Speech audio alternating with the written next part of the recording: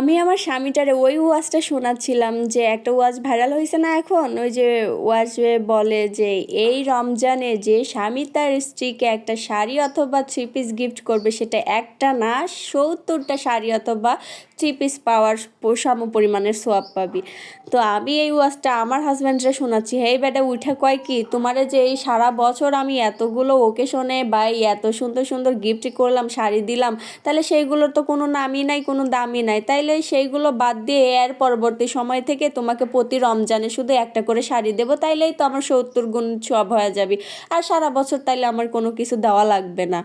ওরে বাবা, ব্যাডার কথা শুনে আমি তো পুরাই টাসকি খেয়ে গেছি। হেতিরে শুনাইলাম যে রমজানে আমার শাড়ি লাগবে বা থ্রি পিস লাগবে, বেশি বেশি করে আমারে গিফট করুন। তা না, সে উল্টাটা বুঝে বসে আছে। এখন তারে কেমনে বোঝাই যে আসলে আমি সারা বছরের কথা বুঝাইনি, শুধুমাত্র রমজানের কথাটাই বুঝাইছি। আল্লাহ তুমি তারে জ্ঞান দান করো।